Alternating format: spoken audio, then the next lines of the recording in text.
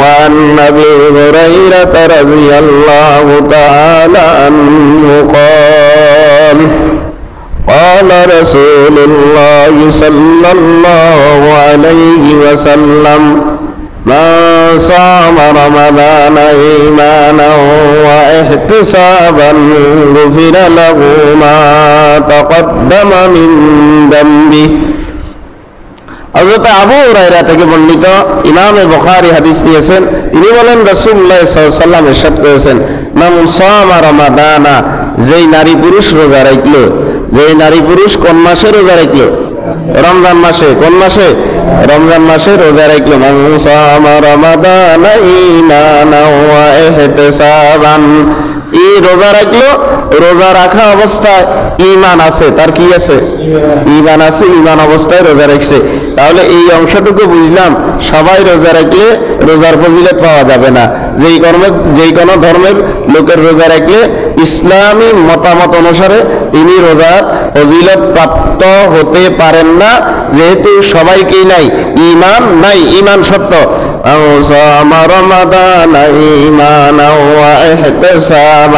সওয়াবের আশায়, ঈমান নিয়ে সওয়াবের আশায় যদি কেউ রোজা রাখে, সেই নারী হোক পুরুষ হোক, সে মুমিন হোক মুমিনা হোক, মুসলিম হোক মুসলিমা হোক, রোজা রাখে, ঈমান আছে, সওয়াবের নিয়ত আছে, তো রাসূলুল্লাহ বলেন মা তাকদ্দামা মিন যামবিহি মান সামা রমাদানা ঈমানান ওয়া ইহতিসাবান গুফিরা লাহু মা তাকদ্দামা মিন যামবি।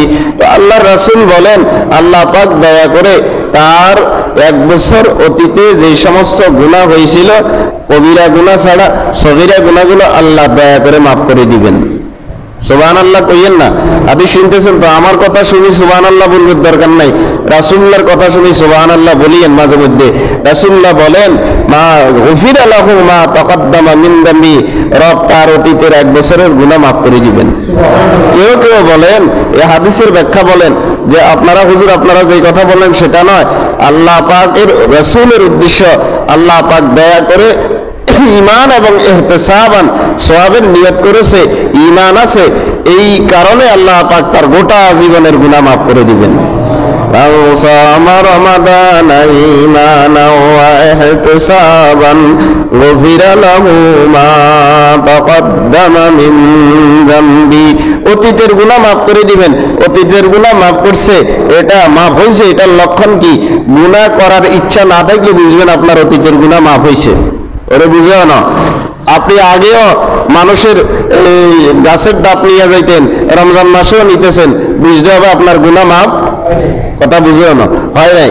আপনি আগেও মানুষের কলা নিয়ে যাইতেন, কলার থং নিয়ে যাইতেন, এখনো নিতেছেন, বুঝতে হবে আপনার গুনাহ কি হয় নাই? মাফ হয় নাই। আপনি চালিয়ে যাইতেছেন, আগেও মাফ খাইতেন, এখনো খাইতেছেন, বুঝতে হবে আপনার গুনাহ কি হয় নাই? মাফ হয় নাই। আপনি ওই কাতারে আছেন, কোন কাতারে? ওই শয়তান যেই কাতারে, এই কাতারে। গুফিরা লাহু মা তাকদ্দামা মিন যামবি। তো রমজান মাসে গুনাহ মাফ হয়েছে, রমজান মাসে গাঁজা খাওয়া বন্ধ হয়েছে, রমজান মাসে মদ খাওয়া বন্ধ হয়েছে, রমজান মাসে জেনা করা বন্ধ হয়েছে, রমজান মাসে চুরি করা বন্ধ হয়েছে। এগুলা যদি বন্ধ হয় তো রোজাদার বুঝবে তার অতীতের সমস্ত গুনাহ আল্লাহ মাফ করে দিছে। আর এগুলা যদি চালাই যায়, বুঝতে হবে সে রোজা রাখছে, না খাই রয়েছে, তার গুনাহ কি হইতেছে না? মাফ হইতেছে না।